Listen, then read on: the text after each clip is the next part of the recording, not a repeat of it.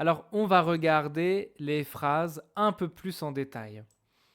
Just quick note here in English, because I want to make sure that you completely understand this one. I just wanted to say félicitations, congratulations, because this is the last time of the course that I will tell you that now you need like a super concentration maximale. Like that's it. We have reached the last slightly difficult grammar point. So this is the last time you will hear me say that now you have to super focus. The next time you will hear me say this will be maybe in the A2 course. Okay? This being said, now super focus. Ok? Alors, regarde donc les trois phrases ici. Elsa, c'est un métier que j'adore. On va prendre la phrase d'Elsa. C'est un métier que j'adore. Elle est danseuse, Elsa. Elle est danseuse et comédienne. Ouais. Danseuse, c'est un métier. Danseuse est un métier. Et elle dit, j'adore ce métier. J'adore quoi? J'adore quoi? Bah, j'adore ce métier. On est d'accord. Elsa, elle dit, j'adore ce métier. Donc, j'adore quoi? Ce métier. Donc, ce métier est le COD du verbe adorer. Ouais. Là, c'est facile. Là, ça va. Ce métier est le COD de adorer. Parce que j'adore quoi? Ce métier. Danseuse est un métier que j'adore. Je peux utiliser que comme pronom pour relier les deux phrases ensemble. J'ai deux phrases conjuguées. Ok. J'ai deux phrases conjuguées. Je peux utiliser que pour relier les deux phrases. Danseuse est un métier, c'est une phrase conjuguée. J'adore est une phrase conjuguée. Ça va? Donc, je peux mettre en relation, il y a une relation entre les deux phrases. Que est un pronom relatif. Ok? One more time. So, look at this, the way I distinguish the two sentences here. Danseuse est un métier.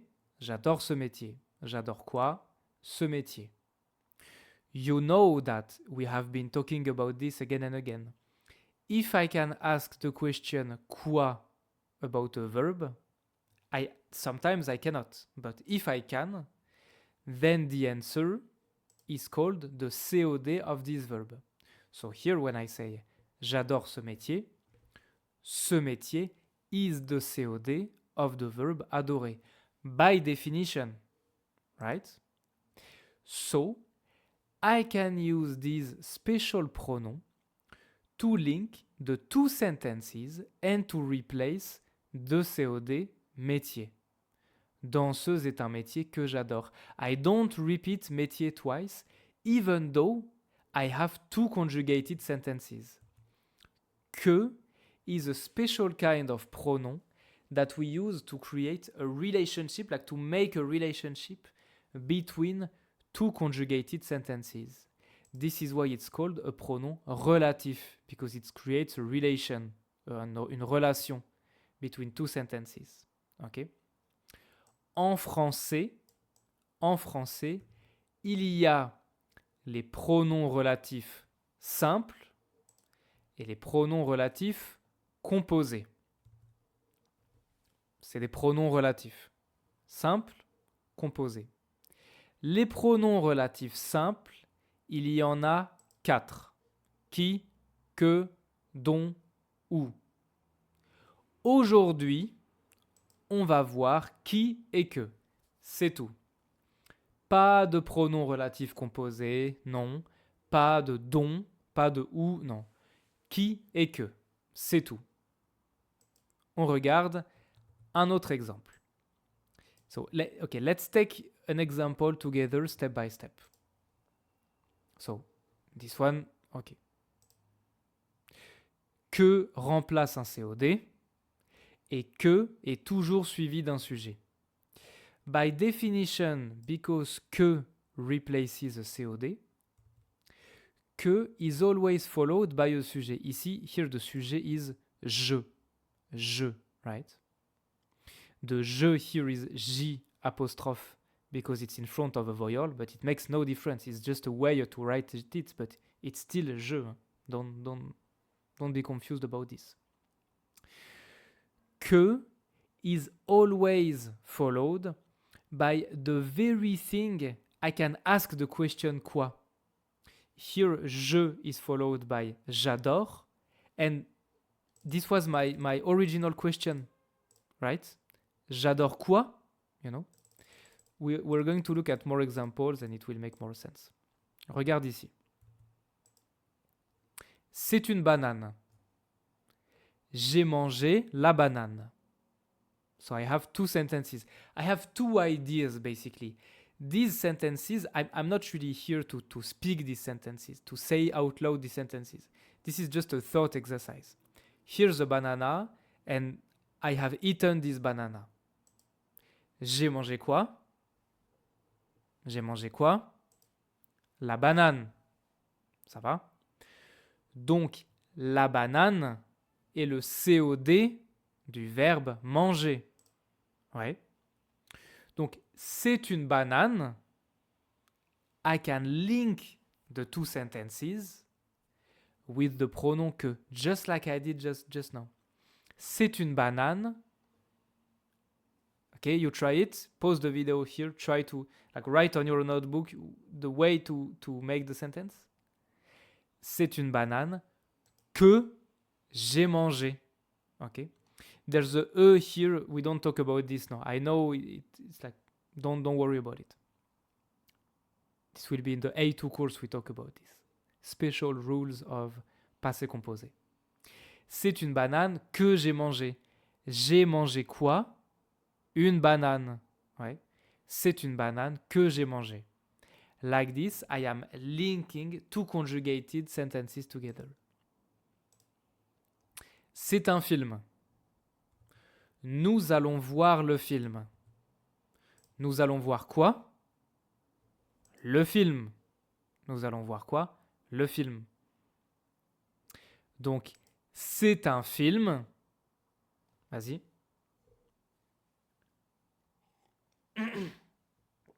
C'est bon? C'est un film que nous allons voir. C'est un film que nous allons voir. You can see how useful this pronoun is because, and you know, I know that you know this pronoun already because with all the documents we've been looking at already for the past 10 units, all the French language you've been exposed to already, this pronoun que you've seen it a billion times already. Now we are just formally reviewing how to use it, but you can see how useful it is because this is the kind of word we use to build longer sentences, like sentences with more than one conjugated verb inside, which is how people actually speak in real life. Like in real life, you don't say c'est un film, nous allons voir le film, da-da-di, da-da-da. You make like longer sentences, da-da-di, da-da-da, and you link the different ideas with this kind of pronoun. Like this is how French works, right? Ok. Un autre exemple. Ici, j'ai Alex et Aurélie. Alex et Aurélie. Aurélie est une femme. Alex aime cette femme. Il aime Aurélie, ouais. Donc, Alex aime qui? Il aime cette femme. Donc, Aurélie est... C'est bon? La femme qu'Alex aime. Ok? Here, I replace une by la, which makes sense because when I have these isolated sentences, Aurélie is just a woman because the sentence is isolated. But now when I make the full sentences, she becomes grammatically identified because now it's the woman that Alex loves, right? So une becomes la, but it's not the point here. Aurélie est la femme qu'Alex aime. My point here is to remind you that que will always become QU in front of a vowel. Okay? But again, this is still que, like it's the same pronoun. We just decide to remove the E to make it sound better. Qu'Alex aime. Ok? Très bien. Tu peux mettre la vidéo en pause ici et faire les 4 phrases, les 4 exemples. Là. Vas-y.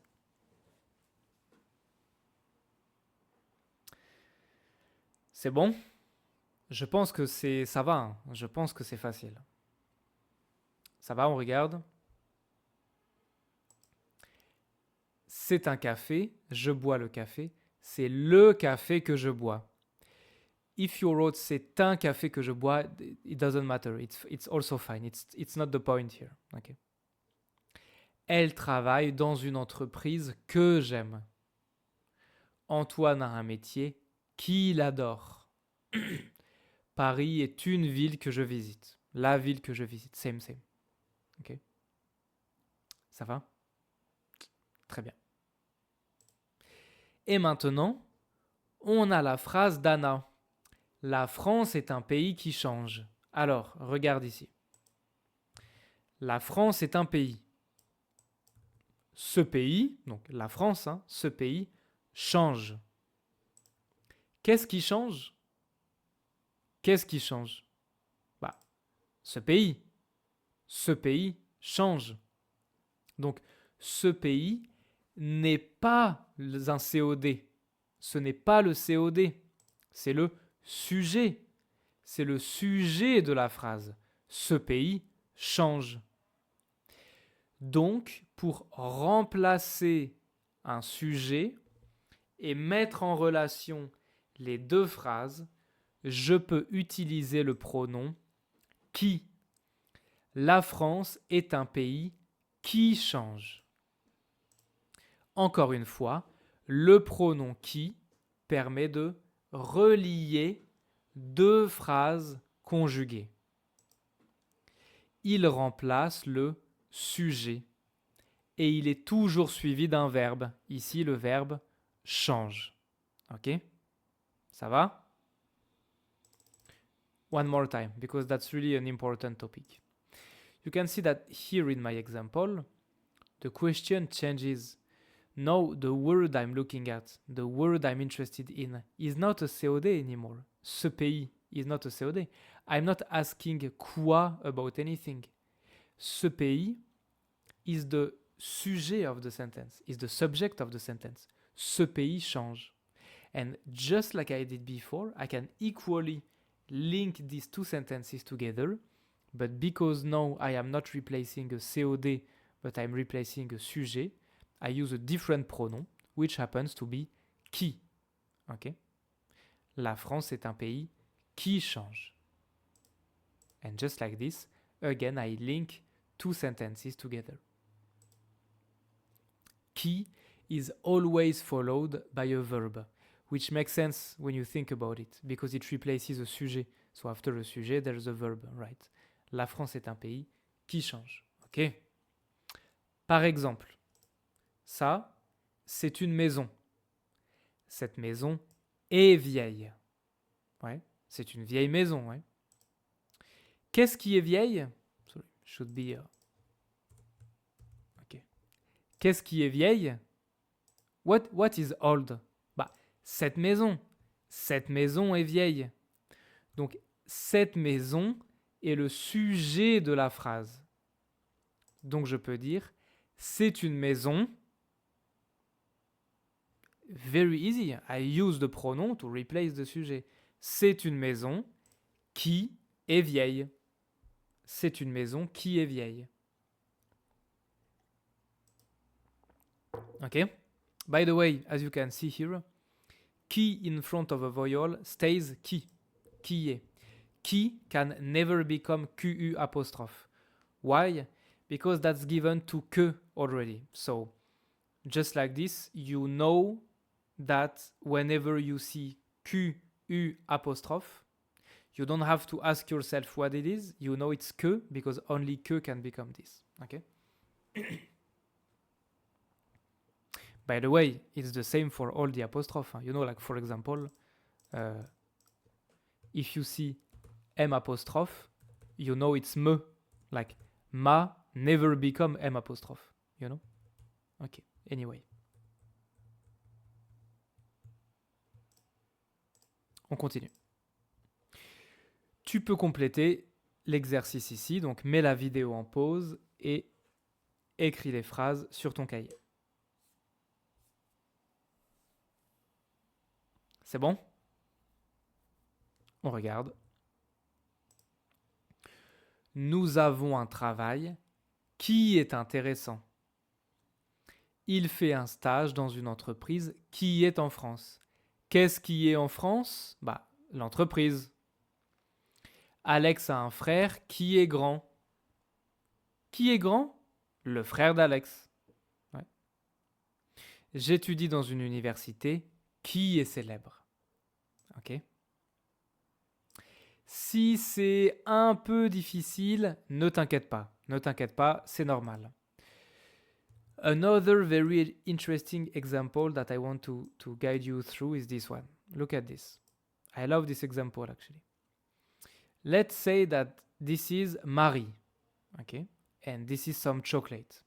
C'est Marie, c'est du chocolat. Ok. Marie mange le chocolat. This seems like a very easy and basic sentence, and you know, it is, but there is something very interesting about it if I really look at all the words here. Marie mange le chocolat. What is the sujet and what is the COD in this sentence? So I have one verb, right, which is mange. What is the sujet of mange and what is the COD of mange? Tu me dis? Bien sûr, Marie est le sujet. She's doing the action. She's the sujet of the verb. She's doing the verb. She's eating, right? COD is the chocolat is the COD. It's the object of the verb. I can ask, Marie mange quoi? Le chocolat, right? So in this sentence, I have one verb and I have one sujet of this verb and one COD.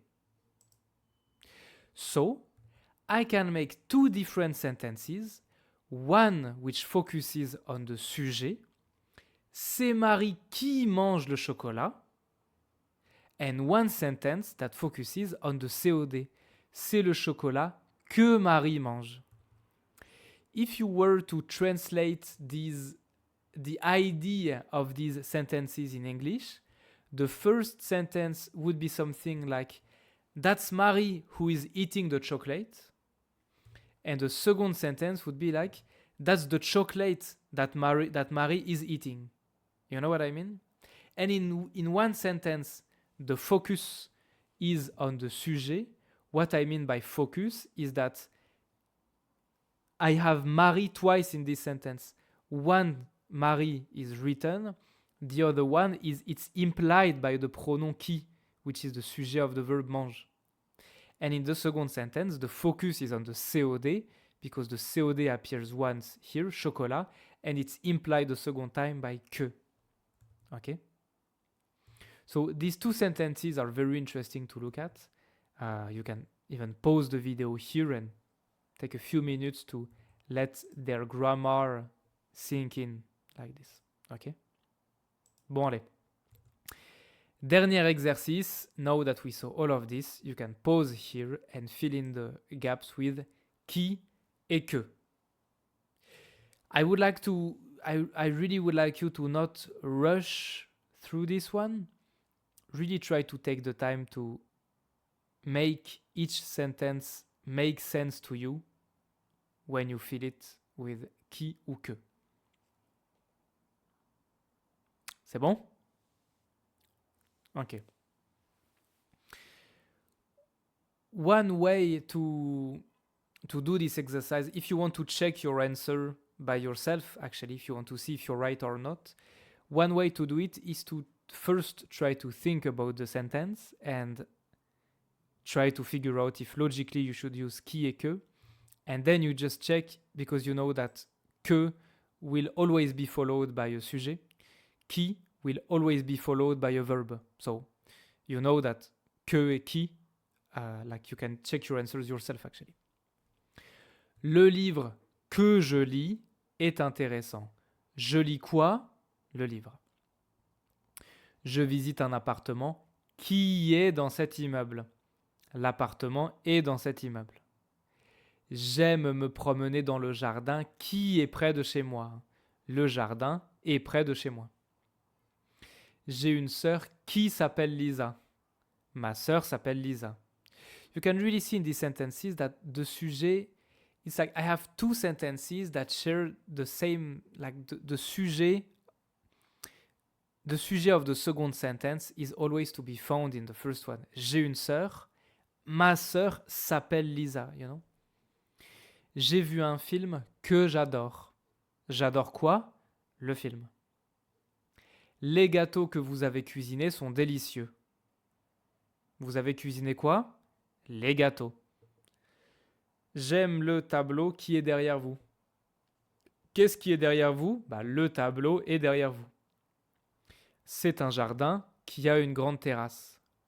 Qu'est-ce qui a une grande terrasse? Le jardin. Le jardin a une grande terrasse.